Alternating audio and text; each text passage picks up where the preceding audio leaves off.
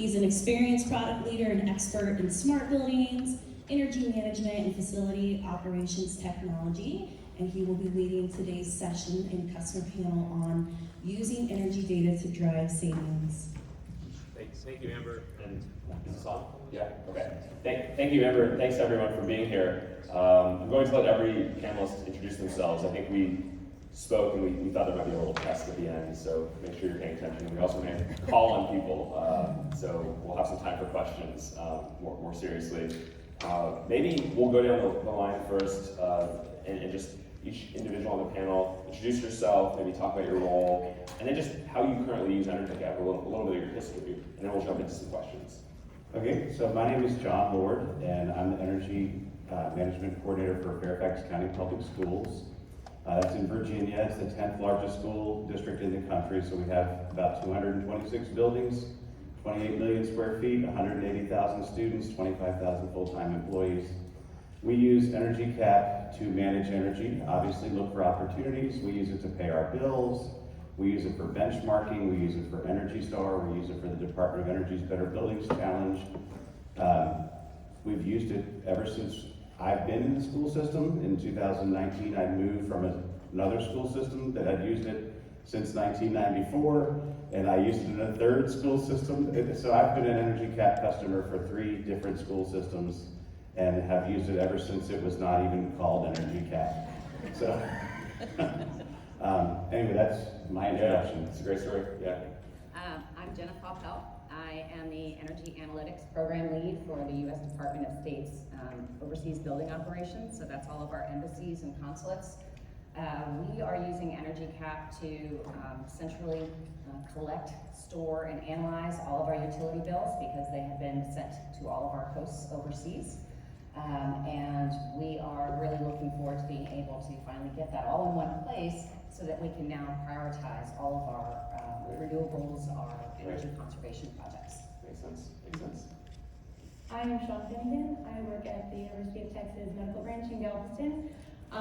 We have about 10.3 million square feet that we track worth of bills in EnergyCAP. That's where we house all of our invoices. We do all of our chargebacks to all of our internal and external customers. We also use it for interval data, and we've recently, in the last few years, been using it to drive our energy savings. We have a whole energy savings team that's been set up on campus to help look at the data being dropped into EnergyCAP and find the savings opportunities. Good morning, I'm Mike Prinkey. I'm a senior energy engineer at Penn State. So welcome, welcome to yesterday.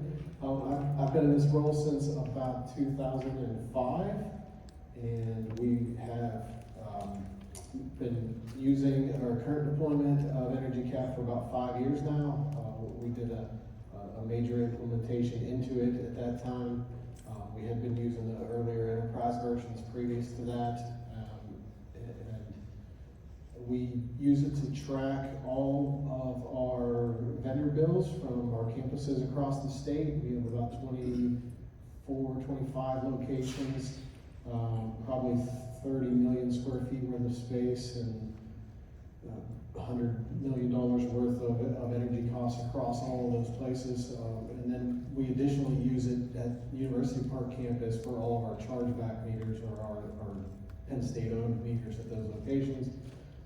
We run monthly chargebacks across those to distribute costs to our self-supported business units as well as our education and general facilities.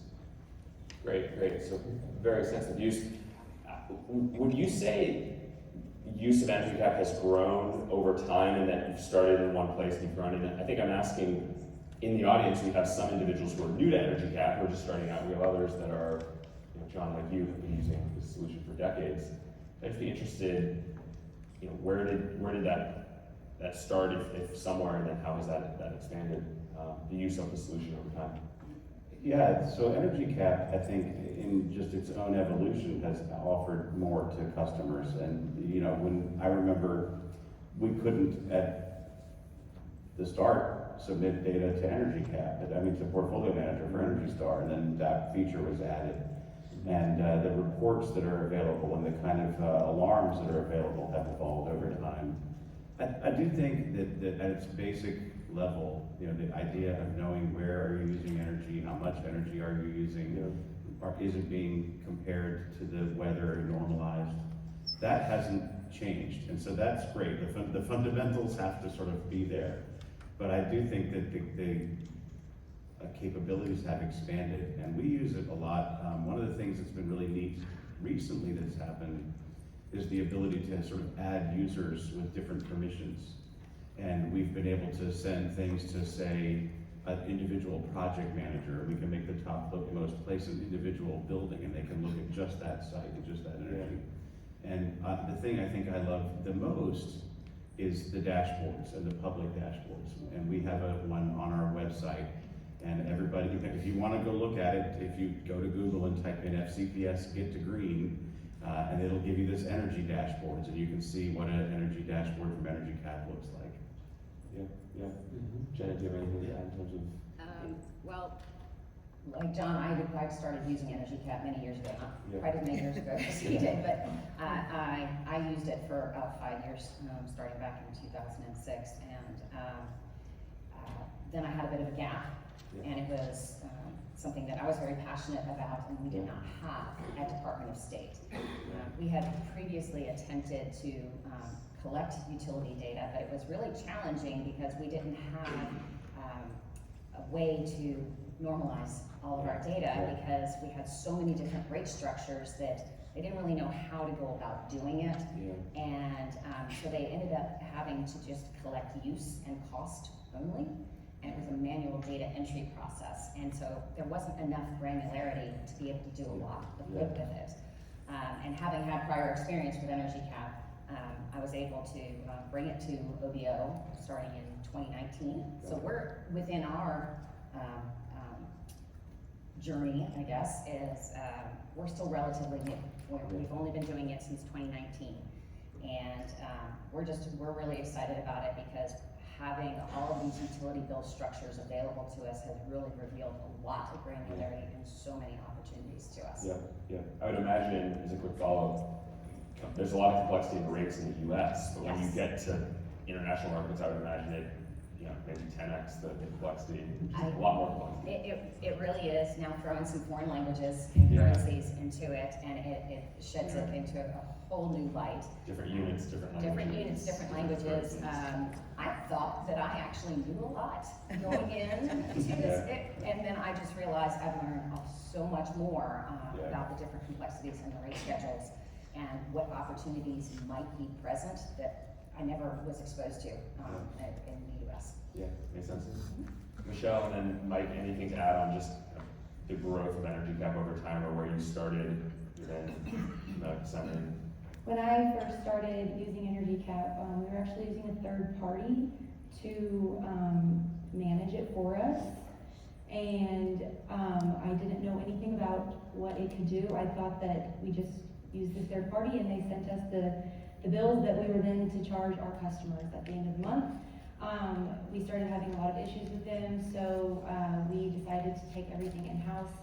We did a huge project. We revamped our EnergyCAP, and then I went to the training conference in Chicago, and I learned so much I didn't know that I could do. And every time I watch a webinar, I'm like, I want to do that. I want to do that too. So, where I started personally was just very basic. To now, we've got all of our interval data in there. I know how to actually run the chargebacks, set up the chargebacks in the system if I want to do so. We're trying to get our medical waste in there to charge back our customers for all of their medical waste. So we are leaps and bounds ahead of where we used to be when I took over 6 years ago. Wow, that's great. Yeah. You started off asking about the new pieces or the things that we add to our That's kind of what you started and you grow the core. I find specifically either through new features that come on board or just in response to a request. Every time someone asks for a specific thing, we have an internal commissioning group, and the engineer that runs that asked me for a report that was based on targets for him to go check out buildings, without really much any other input, but just taking that request, turning around within a few minutes, and really being able to put together something that is a response to that request. And automate it, like set it up on a reoccurring once a month email that I send to them. That is the kind of stuff we use the system for over and over again, where it's very successful, and it's not even something our team had even thought about needing, but yet it's very responsive to a request. And not only did a few minutes of analysis and program, or not really programming, just setting up in the software. Now it's an ongoing thing that I don't necessarily have to spend that same amount of time on every month. I go back and check it every once in a while, but really it's responding to that request over and over again, and I don't even have to do anything else to manage it. It's a great example of how it's progressed from, I'd say years ago, we were just scrambling to get all the bills in there, have everything in the system, and at the end of the year, be able to run the right reports to turn in, and now it's progressed to that point. Yeah, it sounds like you've kind of moved from being a little bit reactive to now being very proactive. Absolutely. Yeah.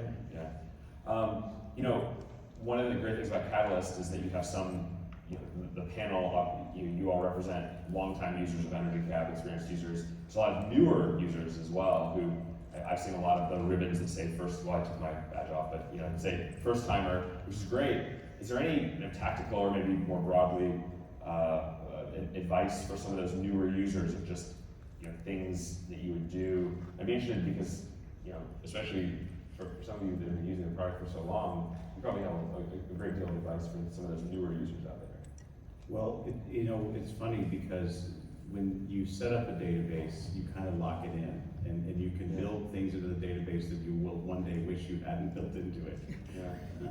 And I remember setting up an older version of EnergyCAP. We wanted to be able to sort our buildings by the building type.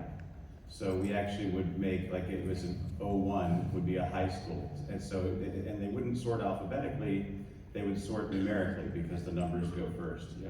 And that was a little database trick that somebody taught me. And if you're not really a database person, if you don't know how they get compiled, it's not really super important because you can build things in groups in EnergyCAP, and you can set up auto groups or you can do manual groups. But I think the key to being a really good EnergyCAP user at the beginning is you have to understand the terms. I came to energy management in a sort of a roundabout route. My degree is in Spanish and Latin American studies, and I'm a certified energy manager, and I'm also a licensed Spanish teacher. And I taught in the classroom for 10 years. But I was teaching in a very small school division, and when you work in a small school division, you often wear many hats. And so they didn't care that I didn't know anything about energy. They cared that I could be trusted to have the key to the superintendent's office and go in overnight and check on things. Anyway, my point is, if you don't know what normalization is, it would be good to know what that is. If you don't know what calendarization, understand the sort of the terms. And I guess for a new user, if you look at the way you can use the reports and the way you can use the alarms, pick a couple that you really feel good about and get used to using them, and then try another one every once in a while. Don't try to do it all at once, there's too much there. Build on your knowledge base, Mike, do you have one you want to add? Yeah, absolutely. So one of the things that comes to mind for me when we did our implementation, we sat down as a team and used the online resources in videos and in articles, blog posts that EnergyCAP has available, basically as our own weekly meeting to train on how to use the system. And it helped immensely for us to understand how things are arranged and connected and how we might be using them in the future. They're just examples of how some setup things were. And once we ran out of videos and stuff, we sat down and started reading the certain help pages, because while they're described as help, they're very instructional documents of how to use the system, what it's intended to be used for. And it gives you a better understanding of what you can use it for. what it's intended for. So And you would- we found it to be very successful. So you would set up kind of separate meetings within your organization and Yes. use the knowledge base from EnergyCAP as the basis, and it sounds like you were also training together, or kind of almost building like impromptu classes where Yeah. everyone could work together, is Yeah, that? absolutely. We spend a that's half an good. hour once a week doing that during our implementation Yeah. year. Yeah, And yeah, it was very successful. and that kind of goes off what John was saying, where don't try to learn everything at once, go incremental, Mhm. yeah. Jenna, Michelle, anything? Yeah, go Jenna. Yeah, it's, John laid it out perfectly. For me, the most important thing that can be done is having good data structure. Yeah. Any database, you need to have consistent items set up the Yeah. same way. So to the extent possible, try to get that set up correctly from the very beginning. But things happen. Hindsight's always 20/20. I learned some things about utility bills along the way, and I had to regroup. Yeah. And I had to go back and redo some of the previous enrollments to get them reconfigured. It's make sure that you've got the good naming structure, how you're identifying things. One of the key things for us was our line item observation types. There's a lot of different things that you can choose from on all your different bill line items. Sometimes having too many choices can Yeah. make it more challenging to see that you're making the right comparisons. And when you narrow it down and can really focus it that way and get consistent items being compared, it will make the job much easier later on. So if you learn something along the way, yes, it's gonna take some more work, but don't hesitate to go back and try and correct those. Yeah, the time put in on the front end will pay off Absolutely. on the tail end, Absolutely, always. yeah. I'm also empowered by the setup spreadsheets because of how easy they make it to export what's in a certain portion of the system, type in some changes and push it right back in. And so if you decide on a naming structure and then it turns out that this isn't working for me, I wanna take all the O1s off the front of all the numbers, you can do that in one of those Excel sheets in minutes. And then that whole portion of your database, you can update very quickly. So it's very empowering that if I make this choice right now, it's not a mistake I have to live with forever in the system. I can actually go in and change it quite easily. I don't have to know how to write code, or I don't have to go manually touch each one of these through thousands of buildings. Makes sense. Michelle, anything to add? I would add that, to focus on your data in. So bad data in is bad data out. And when I first took on EnergyCAP, we had bad data. And when people ask you for things, you can't give them an answer confidently because you don't trust your data. So spend the time, spend the effort, spend the money on making sure your metering is correct, making sure what you're dropping into EnergyCAP you trust and is accurate. Because without it, what do you have? Yeah. And actually, for some of the newer EnergyCAP users, when you say bad data, is that data's wrong, data's missing? I mean, I guess. All of it. Yeah, I figured the answer was all of the above, but I thought maybe there were. So we own and operate our own production plants for chill water, steam, and hot water for all of campus. So our metering system that we were exporting wasn't matching what the sub-meter data in the buildings was showing. So either we had huge leaks in the system that we hadn't found, or our meters were bad. And we have to turn around and charge back our customers. We have internal and external customers that rely on those monthly bills. So we were either severely undercharging them and not recuperating our costs correctly, or we were overcharging them and we had to give them a credit back once we realized. So it causes lots of issues. You can't accurately find any energy savings if your meter data is wrong or missing. So it's just a cascading, you don't have anything. I was just gonna say one final thought before we leave this topic, if it's okay, is that EnergyCAP does in fact ask you, are you sure? You really sure you want to delete this data? Before you delete something, be really sure. I mean, they have built it in there, but it's easy to set it aside, to put a Z in front of it, to wait, but once you delete it, it's gone. And so be careful when you do that. Yeah, there's some software where I've noticed you have to actually type delete to delete and things like that. They really, really want you to be sure you want to delete that. We tend to avoid void things. Yes. Yeah, so we've got a lot of Z's in front of our stuff while we're trying to figure out where it belongs in some of our hierarchy. But we have some issues with people are trying to be helpful, and they send us the bill again just in case, and we're using the bill capture services, and so the bill gets processed again. But just in case, our best practice is we will void the bill rather than flat out deleting it. Got it. I mean, this is a great topic for some of the newer users. Anything else before we move on? Just wish you knew when you start, like, in retrospect, you've all been using EnergyCAP, and anything, oh man, I wish I knew that. And there's been some of that, I think, here, but anything else anyone wants to add? I'll just say that the one thing, we have an expert who's been doing the billing for a very long time.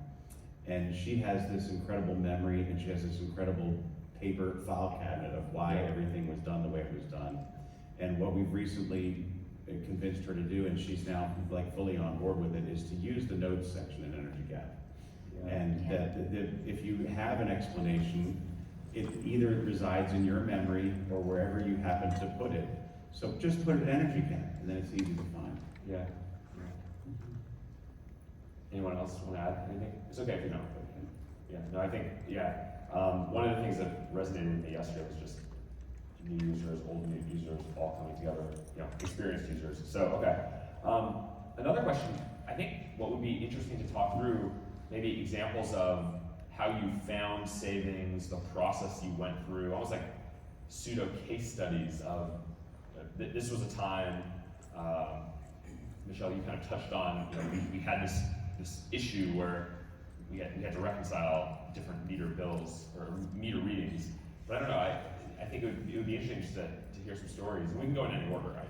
Oh, I'm just gonna say real quick, I'm gonna pass on this one. I've got a whole presentation this afternoon. Got it. And it's really describing not only the savings that we found, but the specific process of evaluating data. And so everybody's data is gonna be different. So there's just different ways that you can look for things. And so I use a couple of my different case studies for describing the process that others can use to evaluate theirs. So you're going to go very deep on that. Yes. And that's this afternoon. Yes. We'll in the schedule. Yeah, So it's in the okay. schedule. So I'll tell you my favorite story, and it's something that you may have done this already, in which case my hat's off to you, well done. But if you have not gone and looked and found physically in front of your face every single meter for which you pay a bill, do that. And the reason I tell you to do that is because all three of the organizations I've worked for, when we did that, we found that organization was paying for things that did not belong to them. The most recent organization where I'm working now, we found that we were paying the lighting for a parking lot of a fire station. We were paying for the lights for 5 different parochial schools that happened to be in the region with us. We were paying for lights in a parking lot that we had been originally leasing from our utility. So we paid the bill for the energy plus the bill for the operations and maintenance. But we had moved it behind a meter, so we were paying for the meter too. We were paying twice for the same lights. And then when I go back to a previous organization, that school division had been building a new school, and in the process of building the new school, they had to make some improvements to the water system. So they built a water tower, and we were paying the water bill for the water that was used at the school, but we were also paying the electric bill for the town of Hamilton, and we were keeping on that bill forever because nobody had kept an eye on it. But my favorite story is back at the very beginning when I was a newly minted energy manager, fresh out of the Spanish classroom. In a small town, to put it in perspective, I work in a school division now where we have 25,000 full-time employees. In the county where I started as energy manager, we had 10,000 citizens in the county. So we only had 3 schools, and I reported directly in my role as energy manager to the superintendent, which was unusual.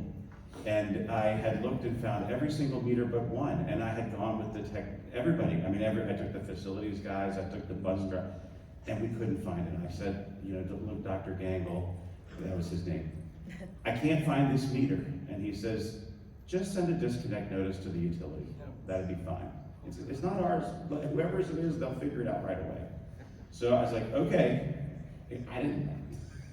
So we sent the disconnect notice, and the next day the courthouse and the sheriff's office didn't have power for about an hour and a half. And I was really surprised because they literally disconnected the meter. So anyway, just actually look for and find and locate physically each meter and make sure it's really yours. And I would imagine, just if we call it, the schools or the parking lots you were paying for, they were next to schools that you paid for it, or is it just very random? No, I'm not sure why. one was nearby. Another one was on a county property where they had a bunch of different facilities, and they're all random things though.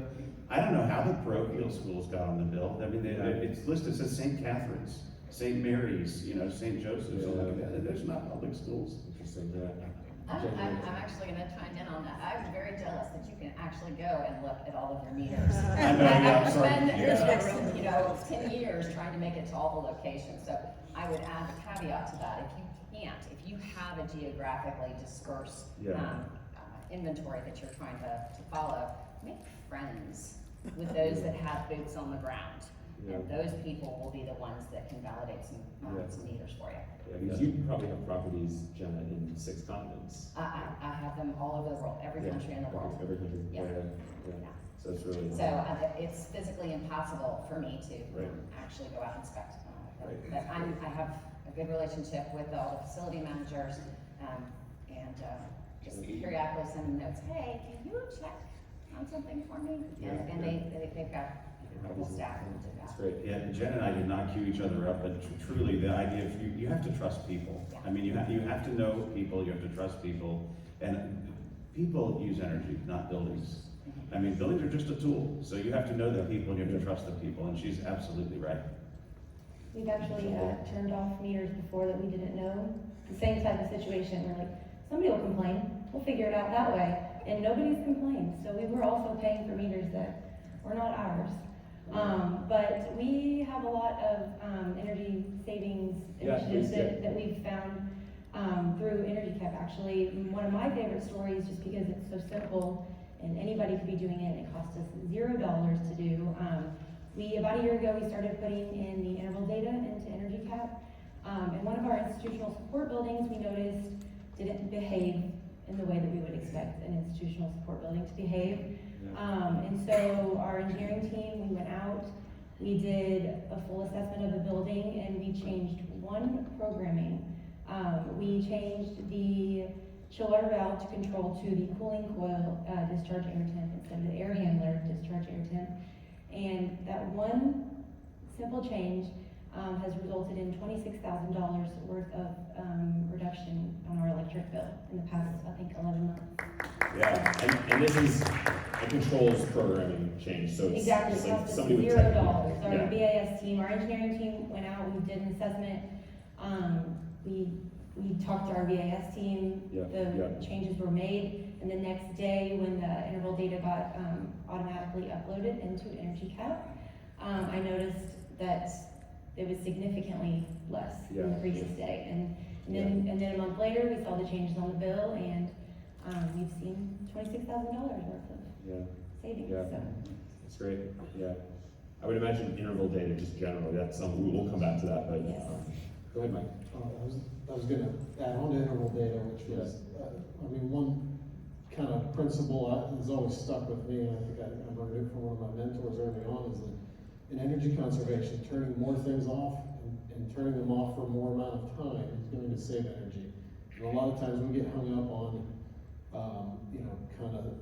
rumors or things like demand charges and things related to cost, but really it doesn't matter what it is. If we turn off something, if we turn it off for a longer period of time, it's going to save energy for us. Yeah. When we first implemented a lot of the interval data meters we put in, it was combined with a project where we were trying to do global scheduling and also emergency and demand response programming in our building automation system. And we ended up putting all that in at the same time because our plant operators were concerned that, because we also have a steam and a chill water plant and district energy across our campus, but the groups that ran those were concerned that a lot of our buildings were running without schedules. They were running 24/7. And if we went in and implemented schedules in all these large buildings, particularly science buildings and other things that had large heating and cooling loads in them, that we were going to caused the load profile on like the steam plant to be too great for them to load follow in the morning during morning warm up. And so not only do we put the smart interval meters in and the scheduled programming, but we put in the emergency response programming so we can send global commands out across campus and like slow down the rate at which those buildings would turn on in the morning. And we had this big complicated like schedule offsetting program so the whole campus would be in certain bundles or groups as it would turn on in the morning, and the whole thing could spread out further if we adjusted an input to it.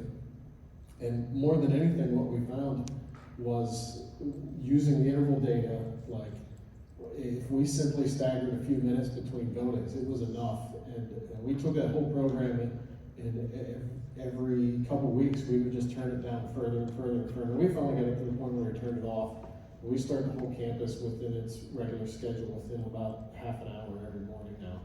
And it was one of those things where we built this big complicated system out of this concern, but really it was because we didn't have the data until afterwards. So, you know, in hindsight, if we would have had those interval data meters, there we go. They left my coffee way over there. Caffeine levels change. Usually I have a few extra copies here, You know, if especially for the we first would have one. those meters on the front end and we could have slowly implemented a few of those at a time, we would have got a better feel for that. But Yeah. you know, the whole project saved a lot of energy because on the back end of it, we put in schedules everywhere. Where we had so many buildings that were just running flat out 24/7 that Yeah. it No it's schedule. no schedule. Yeah.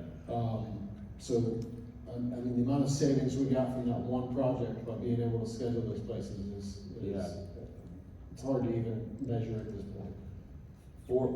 I mean, actually, for all panelists, you raised an interesting question. Would you say when it comes to, I'm specifically thinking interval data, but were there cases where you thought, there's something going on in a building or in this building, I wish I had interval data? Or was it the flip? Oh, the interval data clearly identifies a problem that I didn't know I had.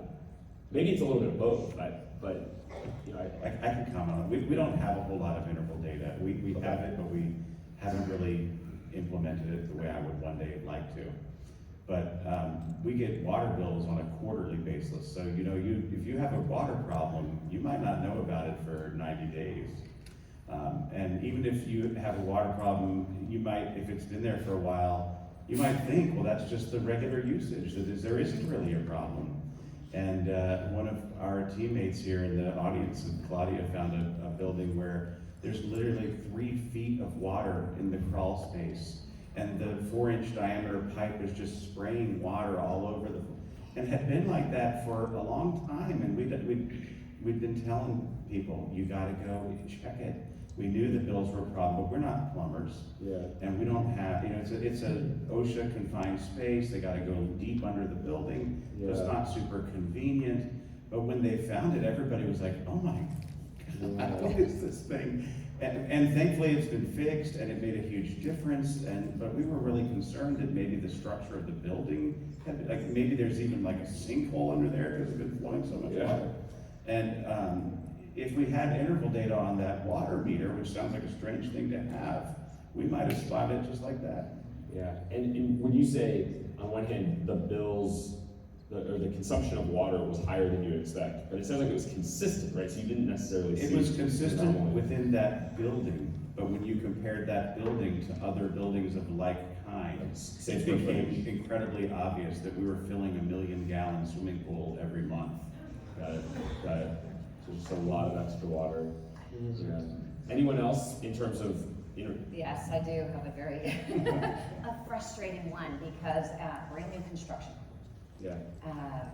You go through a commissioning process and you think you're getting turned over this great operating property, and you're looking at the utility bills and going, something is not quite right. Yeah.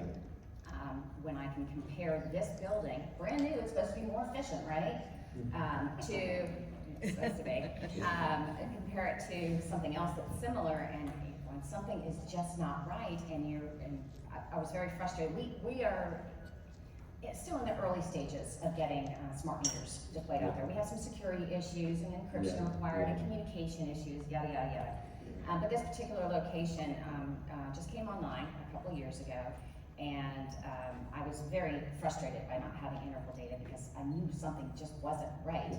And I kept pressing through the process and found some of the commissioning functional checklists, and there was a couple of red flags for me in terms of, did they actually get this working with the building automation system?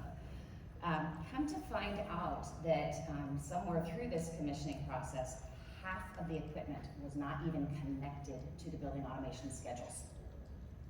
So you're not going to get, it would work with the set points, but it wasn't recognizing the occupied versus the unoccupied schedule. Got it. So you weren't reaping the benefit of having to turn back. So you would keep it 72 all the time, Yeah. not 8 to 6 or 7 to 7. Right. Yeah, that's a problem. Yeah.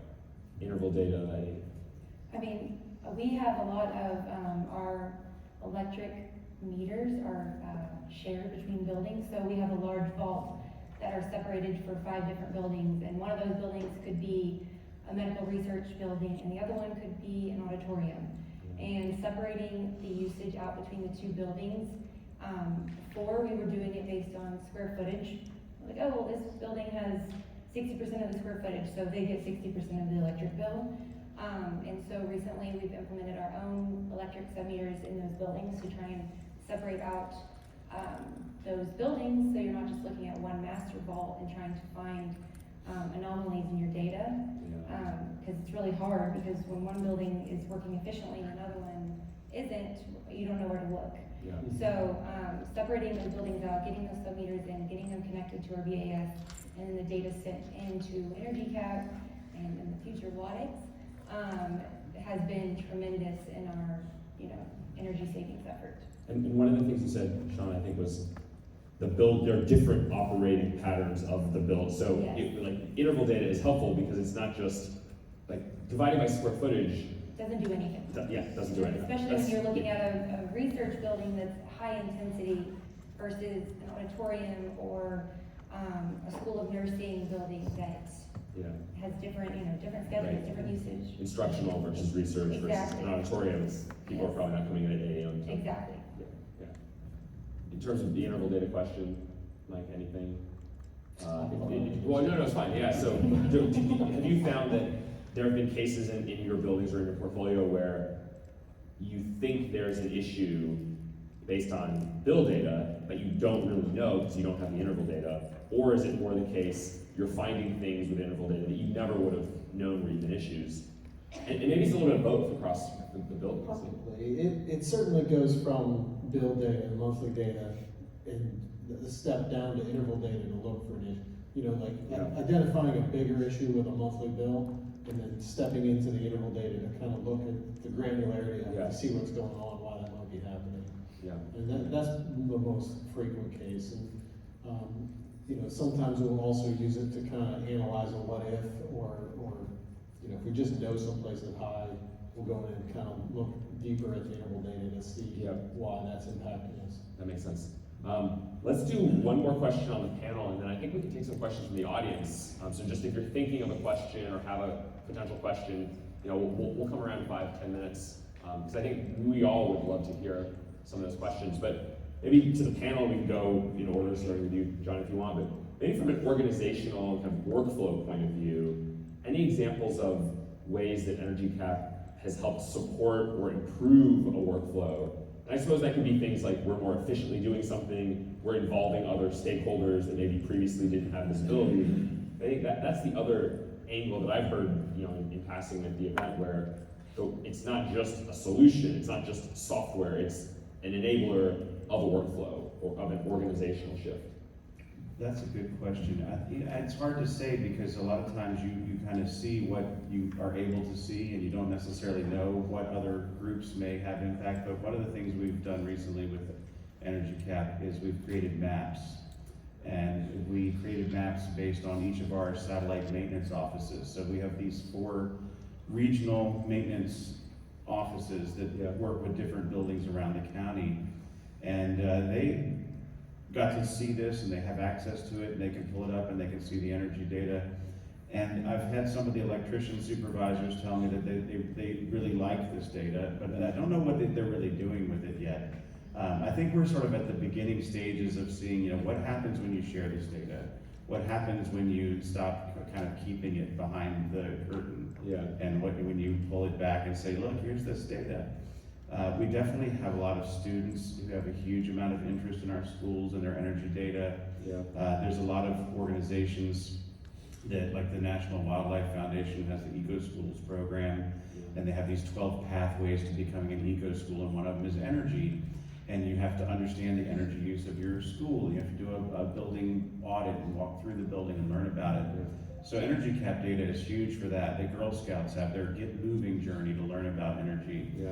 And so our purpose in a public school division is to educate people, to create future responsible citizens, and to be able to have people who know what's going on.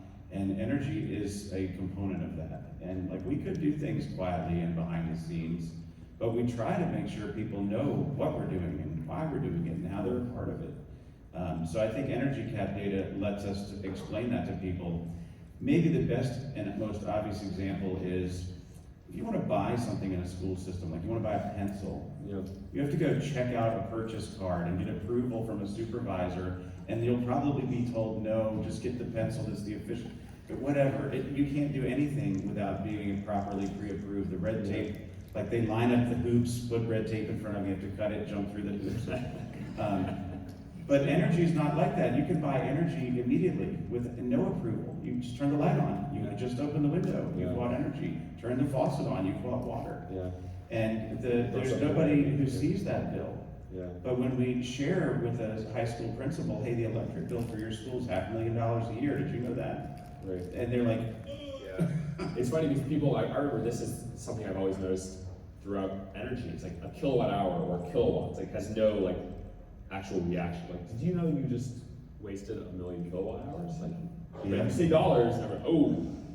Yeah. Well, and then it really blows people's mind when you tell them, we actually can do better for your school by not running the air conditioning in the summer, because it's got low occupancy, but we still are bringing in the outside air. So we create all this damage by moisture. Imagine trying to explain energy management and cost savings along with psychrometrics and the study of water vapor in the air. It's damn near impossible. But that's your task, everybody. Jen, anything, workflow, organizational? So, organizational, everybody is probably familiar with federal government regulations in terms of, there's bureaucracy involved. There's a lot of mandates that come out that are unfunded, and they want us to do more. And for us, the way for us to try and increase awareness is to bring the information to our leadership in a way that they can make an informed decision that could effectively change the processes and the policies going forward. But we also have a very normalized way of doing things. Our leadership expects to see things in a certain way. And we also have a few challenges with our data set. Our hierarchy is a little wonky. That's a highly technical term. But some of the standard reports don't necessarily lend itself very well to the way our leadership expects to see things. So we have we've started using the Report Designer BI feature, and our leadership, they have very short attention spans sometimes, and they like to see everything on what's called a placemat. They want nice, pretty pictures on one page. This is a snapshot. What do I need to see? 30 seconds, go. So being able to take that in the way that they're used to seeing about the entire portfolio, and then by region, and for dollars, because that's what's going to make more sense to them. I could talk kilowatt hours all the time. Sure. It just doesn't make any sense. So when you can put it in dollars and cents, and I can say we're spending this much money on electricity, and oh, by the way, everything going on with the EU ban on Russian oil, that's now made all of our electricity prices in Europe just skyrocket. it. Right. So all of that information, being able to have that in our DBI is very powerful for us. The placemat concept you described, Jenna, is that all sites per site, region, or Everything. everything? Because, Okay. So simplify all portfolio. Yeah. Right, so it depends on who you are and what you need to see. Our uppermost leadership, they want to see the entire organization, and they want to see it at most broken down by region. Sure. Sometimes if you want to highlight a particular post, you can say, here's our top 10 posts, top worst posts. We're not into the whole shaming thing. We try and promote the people that are doing well, but they do still need to know who do we need to reach out to, and who can we engage to help them along. That makes So, sense. yeah. Yeah, and I guess from an organizational point of view, a takeaway I have is you have a lot of sites across every country. Being able to simplify for some individuals, I mean, that organizationally, without EnergyCAP, it would be hard to make the case what's going on. Right? Just like, here's the current state of things. It really is, and so when I can put that in front of them, it helps them make an informed decision about the portfolio and where we need to invest our funds, in which maybe this region needs more. But then with the drill down capabilities, those that are further down the chain that will actually do the work, they can actually look into it. That's great, workflow, Sean, anything?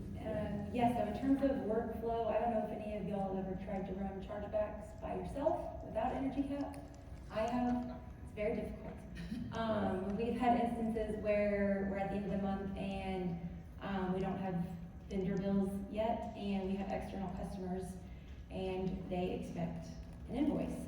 So I have tried to do that before, and it is not fun. So the workflow, the chargeback feature in EnergyCAP has been tremendous. So great that I'm trying to, like I said, get the medical waste into EnergyCAP. So I worked with them and built a custom commodity for med waste, and am working to try and build my own chargeback so that I don't have to do some master spreadsheet and this whole entire process every single month. So trying to simplify that has been great. Yeah. By a show of hands, actually, anyone else previously manually calculating chargebacks and then now doing an EnergyCAP? Is this? Yeah. So there's actually. Not trying to say you're not the only one, but good company. Yes. We'll have some beers right after this.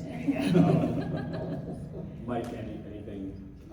Chargeback comes to mind for me. We previously used a different system where it was a black box and it was push a button, and 5 minutes later, 2,500 bills were generated. And then there's no flags, there's no auditing or alerts or outliers. You have to go find what's missing, wrong, or off. And it was a very challenging and time-consuming process. And now we use chargebacks. We divvy it up into steps based on the commodity and the data entry type and the cost center it's associated with. So we've broken it out into a lot of steps, but then we can focus on that specific group of meters really quickly, push it through, see what's up. And that whole process is much more visual and apparent, and it's much easier to identify flags and alerts and things that are a problem. It is beyond that. It's really helped our workflow of we simply scrambled for the entire month to try and get data in there that was reasonably accurate, and then started all over again the next month. And now it's to the point where we can do all that processing within a week or so, and we trust the data that's in our system. We actually can take all of our owned meters and roll them up into a total that we trust. Whereas previously, anytime someone would ask for, hey, how much energy did the Beaver Stadium use last year? And I would go run a report just cringing, knowing that I was going to have to find some error and fix it before I could even turn it off to somebody.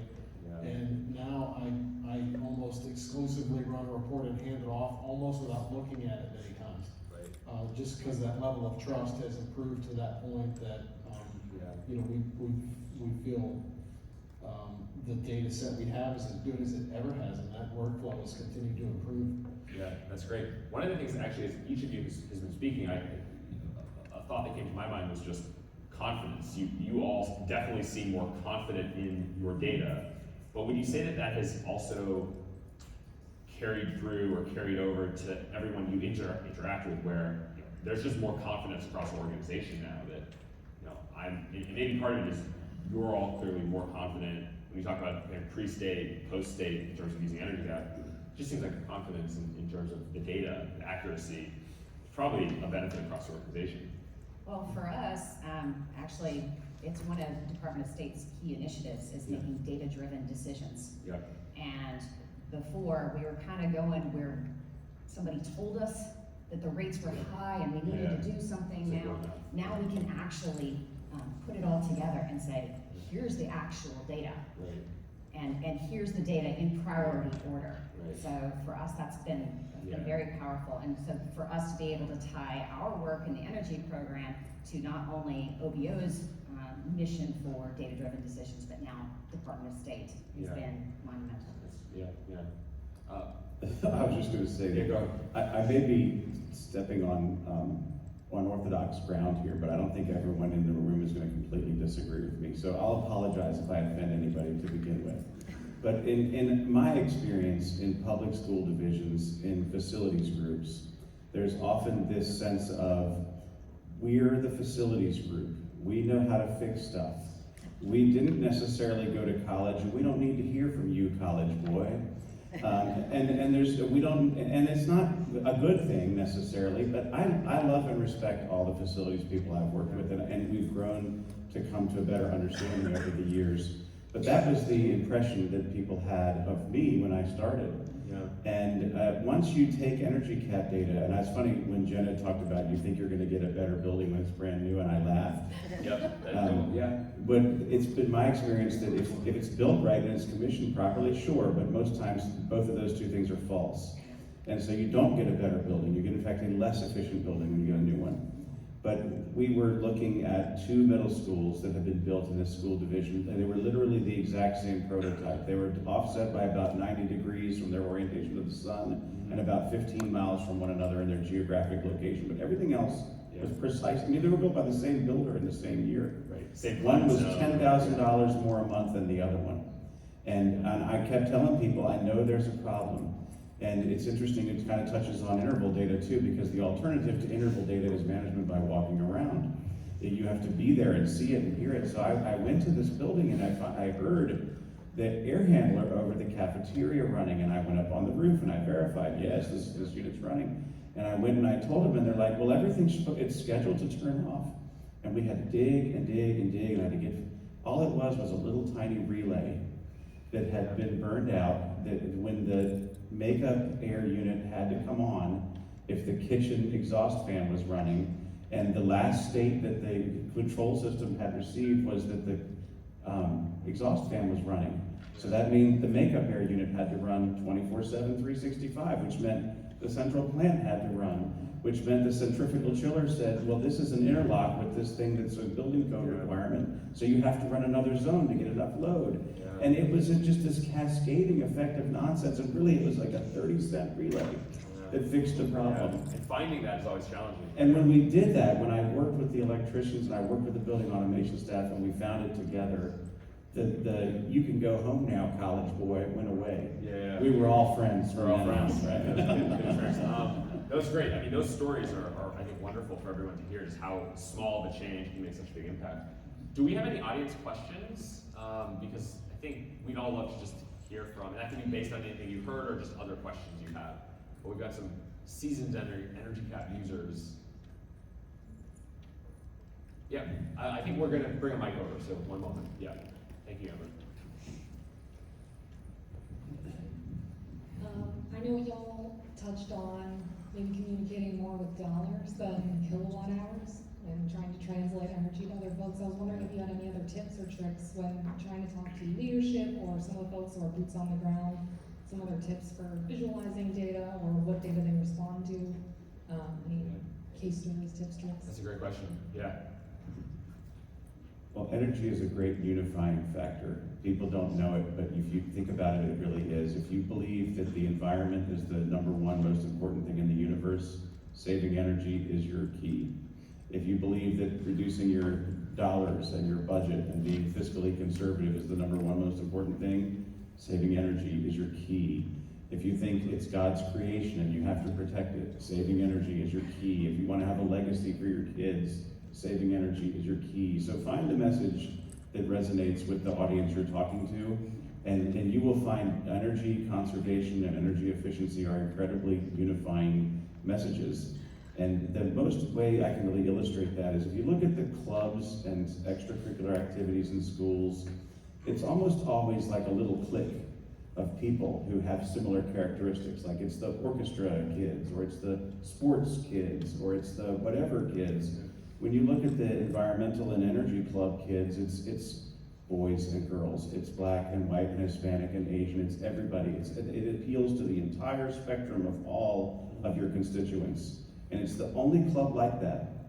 And I don't know why. I mean, I just don't know why. I can't really say it, except for there's no bad message. I would say that, particularly when you're talking with leadership, that the higher up you go, the more money focused you go. There is definitely the energy element of it, but no buts about it. There's just a very high focus on the money. What I would be very careful about is what you are sharing in terms of cost savings. And the reason why I say this is because the market's going to fluctuate. And you might say, we're gonna save money, but the problem is when they don't see a reduction in the bottom line because rates went up, they're gonna be like, why did I just invest money in this? You have to be very careful to articulate upfront, this is cost avoidance and what that difference is. So had we not done this, we would have spent this much. So just because you didn't see a reduction, you actually would have seen a lot more expenditure if we had not done this. So focus on really spelling out the cost avoidance to them. Energy savings, but cost avoidance. There you go, yeah. And there's one other thing I'll add to, and at least this is true in school divisions. We have a $3.6 billion with a B dollar annual budget for our operating for our school division. We have about a $36 million utility budget. So it's 1% approximately of the budget is for utilities. 80% is for salary and benefits of personnel. Literally 80%. So anything that you do in your energy management program that affects people's productivity, that affects their ability to do what it is they're supposed to do, like the educational process, anything that interferes with health and safety. And I know those sound like really stupid and obvious messages, but if you tell those stupid and obvious messages to your leadership, so that they know, that you know, that we're all on the same page, and that personnel is the #1 priority, that will often buy you a lot of goodwill as well. Yeah. Well, there's a term, or maybe a data point, JLL or Jones Lang LaSalle, a couple years ago they came out with something called the 330-300, and they said energy cost is typically $3 per square foot per year. Facility costs, like the actual building, $30 per square foot per year. And then people costs were $300 per square foot per year. So that's kind of an interesting framework. And I think the numbers are actually a little off, but 300 sounds better than like 275. It's like, And gosh, commercial real estate's expensive, man. I think our most expensive place is like $1.87 a square foot. Yeah, so that's the thing, those numbers vary a lot as well. That's a great point. But no, it's going to vary. But the people costs, you're right. Sean, in terms of the question on just, convincing, up the organizational chain or maybe down the organizational chain across everything. Helping people understand. I think that a lot of times there's a disconnect between the people doing the work and the people making the decisions. Yeah. And I think that, spending 5 minutes to make somebody understand how you're equating that energy savings to $1 and why it's important. Just spending 5 minutes, it really does help. Don't tell them, teach them. Yes. Yeah, it's maybe, I connected very much with the higher leadership, and very much just wants to talk about dollars. Yeah. Maybe savings goals and how we've done towards a goal, but for the most part, they want to know the bottom line impact of it. But we educate 44,000 students a year here, and they very much want to know the energy aspects, the environmental aspects of what we're doing. And so we use our dashboards and other things like that to really communicate that with them, or really just participate in assignments or class projects or studies and, you Yeah. know, be that data source that can Yeah. help them learn more about that. Yeah. One thing I've noticed when you were talking to a building engineer, maybe others as well, oftentimes they're skeptical sometimes initially of technology because they think, oh, this is just going to do my job for me, or what happens if this does my job for me? But really, it's more like this augments you. Like you're more powerful if you have data behind what you're doing. And I think when that shift happens, and it's happened for a variety of ways, it seems like that makes people champions. I'm skeptical of technology because I've seen enough of it Yes. with bright shiny brochures, Yeah, but yeah. it doesn't actually Exactly, function. It's exactly. a method. So Yeah. it makes me Yeah. a skeptic over that. But we've successfully used technology in other ways, and that's one of the exciting things about our industry.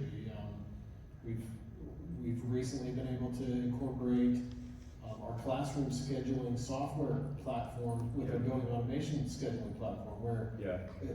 if we brought up the concept of that a decade ago, and our classroom management people said, no, we can't even access the system to run a report out of it. There's no way you can actually interface two systems together there. So it is a direction technology is going in where we're able to have more of those things interact with each other in such a positive way. Yeah, that makes sense. It's a good closing comment. I think we're up on time, and I want to stick to the clock. I appreciate all of you being on the panel. I'm sorry we didn't get to more questions. I think we just got a little carried away, but I hope it was informative. I assume everyone, Jenna, you have a session later, so you're sticking around. So I think, everyone, if you want to talk to anyone who's on the panel, I think everyone's here, and happy to chat a little bit over a coffee or lunch. I think with that, we'll turn it back to Amber. Thank you all very much.